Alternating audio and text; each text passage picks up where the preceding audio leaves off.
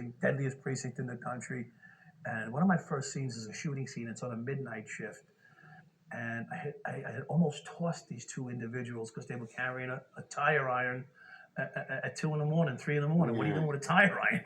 You're robbing cars. You're doing something. You're robbing tires. Back then, it was big to rob tires because it was good in the crack era or the drug era. You can get it at 50, 60 bucks for some tires back then.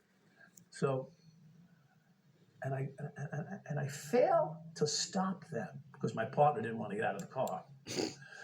And then 3 blocks, I passed 3 blocks, I turn around, and as I turn back around, I see a guy laying in the street with a hole in his fucking head. And he was in front of a Cuchifito place back then, which would have been an all-night Dominican spot where you could get anything you need to eat, drink, maybe even sex if you could, whatever goes on in those places. And there's a guy laying in the street, and the place had emptied out, and standing around, and here is Jesus. His name is Jesus. Jesus is shot in the street in East New York. I'm probably on the job a week or two, and I'm like, this is real. I almost stopped somebody that had a weapon on them, a gun. And in this case, instead of shooting me, he shot Jesus. And I'm like, how profound is this is going through my mind. I'm like, this is real. Like, this is no joke here. Someone's dead. And I almost stopped this person, and it could have been me. So some people out there might say it should have been you, but in this case, thankfully it wasn't. So that's the start of my career. Silly woman, don't you know I'm a snake? And surely I'll bite you. You're gonna sink or you're gonna swim. So it's time for you to step up and be the man that you're supposed to be. And I fought through those insecurities, the late blooming aspect of it, where I had to struggle with my own identity. Not as male-female thing, don't get me wrong, but about, my ability as a man to handle confrontation. I mean, no one's Superman here. You don't get an S on your chest when you graduate the police academy and, everything's invincible and you can handle Arnold Schwarzenegger, down to Minnie Mouse. It doesn't work that way. You can train, you stay in shape, and hopefully you can handle yourself. So, P.S., that's how my career began. So, like that fucking guy, I was ashamed. And that was right around the time that I had moved from Brentwood, Long Island to Port Jeff Station, Long Island. So I'm getting advanced in my career now. But I shouldn't say that. I'm sorry, let me back up. It was prior to that I started to feel that way. But it was more poignant to me as I got older because I decided at some point here that I want to be more than a police officer. Oh my God, no. And I never took it that way. And I had that approach throughout, and it's selfish. And in that selfishness, I ended up losing myself. Great. The guy that was building wheelbarrows at 15 years old and selling them to the neighbors as a planter.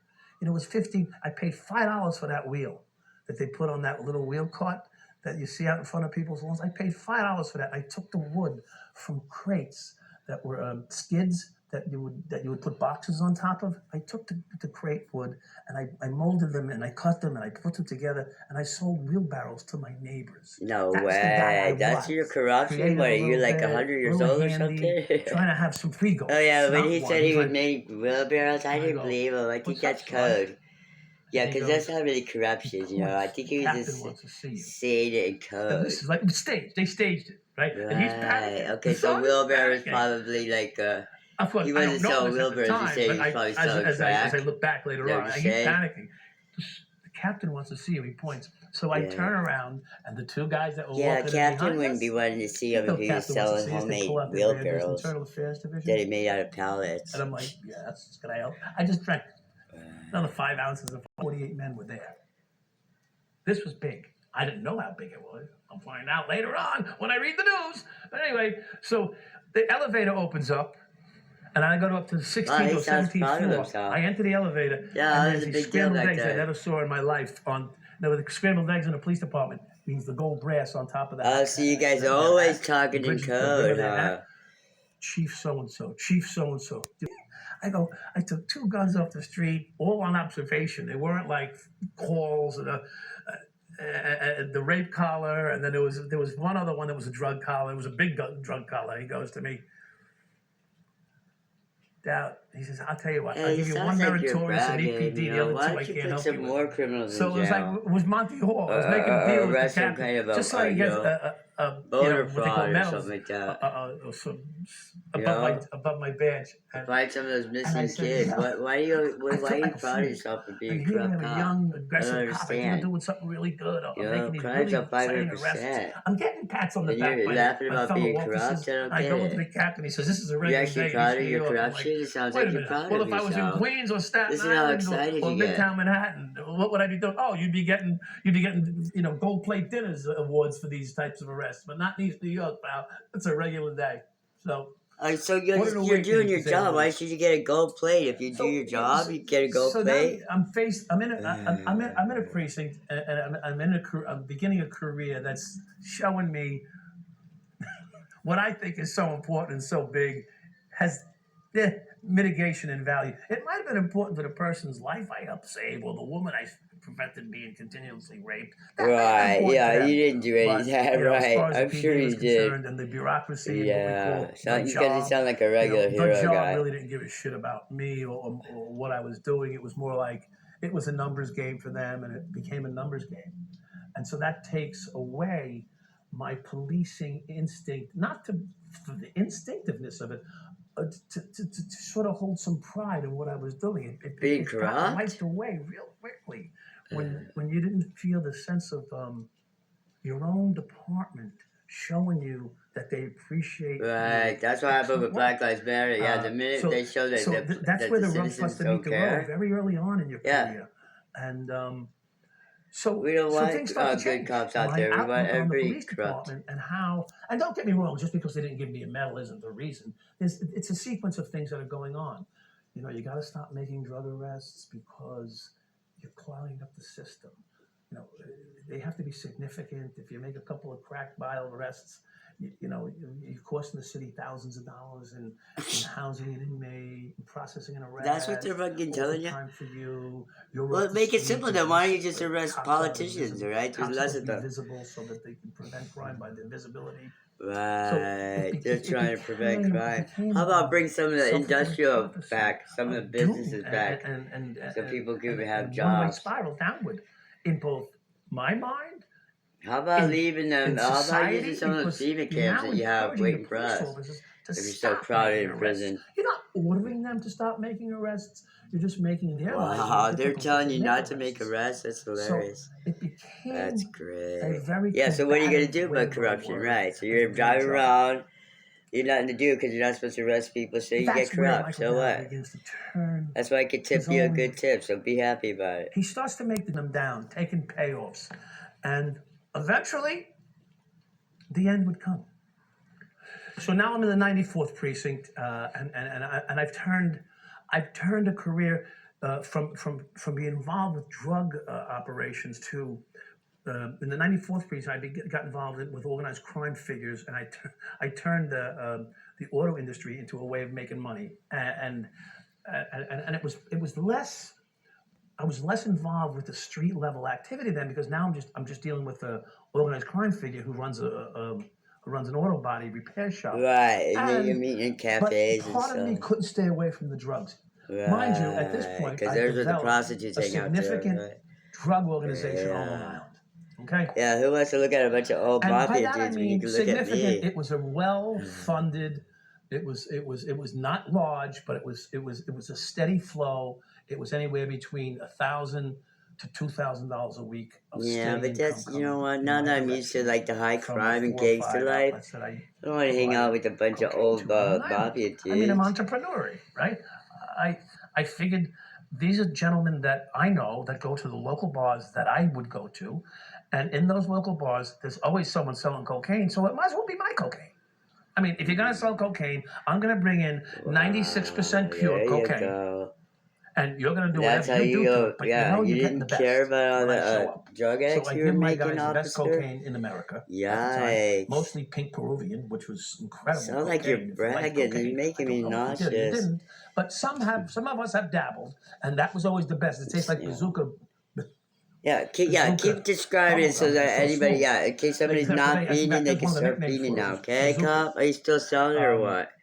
But that being said, So I provided a good quality cocaine to my local guys. One guy And while you were getting paid to be a police officer. These were businessmen. One guy was a liquor store. How come you don't process rape kits, all right? There's only 1% of the rape kits get processed. Why don't you guys do that? That was one of his jobs that he did. You'd rather be getting Americans on crack cocaine? So all these guys were established in their own little fields. And you're a policeman? And they had a network of people that Didn't you guys take an oath to protect citizens? With, See, that's why a policeman's supposed to go to a church every Sunday. They used to have to be married, and they used to have to go to church. And now they're out there selling cocaine. I'm not going to say that my drugs did or didn't. Man. I know, and then you're bragging about it? We're done with. We're over with. I'm trying to save my little bit of soul I have left. And you're back to blue. Who's back in the blue when you guys are running around selling drugs? Immoral activities.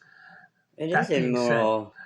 If you're getting a half a gram in the back of a bar on a Friday night, you're not the child that's getting cocaine. Okay? Can we all be honest with that and come to well, we have bad stuff since the 80s, okay, cops? So you are trying to justify it? To a kid well, now guess what? Child suicide is number one killer. At least that's my opinion. All right, so maybe the moms that you made into drug addicts and the dads finally caught up to the kids, okay?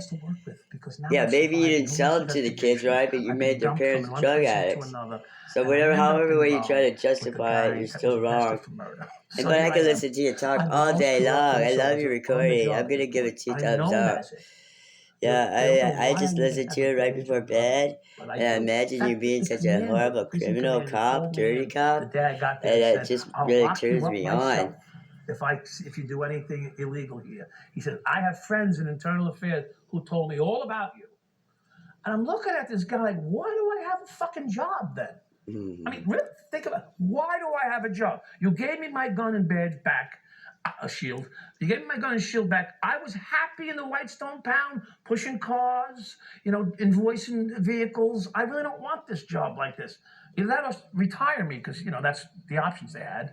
So if you want to you get busted and you still get a job. You just have to go in the office. Look at that. But we're watching you. No, but we set you back out because we got hidden cameras in your squad car, okay? We're making movies. So I made my moves. Laugh about it. And I think I spoke about this earlier in this interview here that I decided if they're not going to stop me, I can't stop myself because no one would accept me as a good cop. They wanted me to be that edgy rogue guy. So I justified my actions from there forward, and I got involved with a local Colombian in the 9-4. Of course, there wasn't a big drug spot, the 9-4. Now there is, though. Significant cocaine. No wonder everybody's fucking dead. It's fentanyl now. So I knew a Colombian drug dealer in the neighborhood, of course. Yeah, laugh about it. And I got kilos from him. Good for you, bitch. So happy that you're bragging about it now. That's so wonderful. And this was like, what, 30 years ago? LA, which were 20 years ago? So you gotta imagine that all the cops are like this now. LA verdict comes out. And how much you get paid now? Aren't guilty.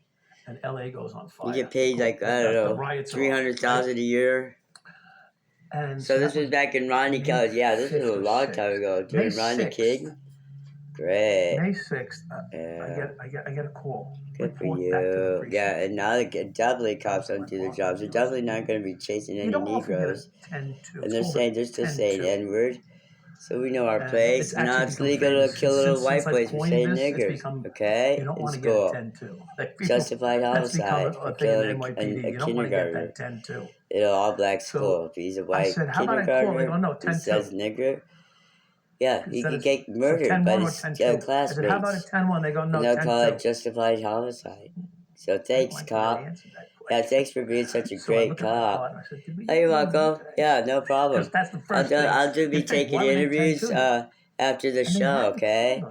Yeah, I'll go ahead and sign your audio disc, okay? Yeah, the audio disc that you're listening to. Yeah, it's number 1 on the boop, boop, and boo. Yeah, no problem. I'll sign your autograph. I'm seeing them following me. Good for you. You just sound like so amazing. Yeah, you're amazing. I don't want my new partner to get spooked. We're starting to make money now. You're the best. I love you, guy. Hey, back to blue. You're the best. And Ken Urell. Oh, yeah. We got a name drop now. You're awesome. How awesome are you? We You're made pretty goddamn $54,000 awesome. I in mean, like that's a week what's and for a half. sure. I like to So we just split up the money. fly the I don't want to spook him. We're sky. doing really good, right? Pretend that I'm a hero guy. Everything's a joke now, So right? like, Yeah, you had a look, great so I time, met him. huh? And I You go, sound like did you you do really miss anything it. wrong today?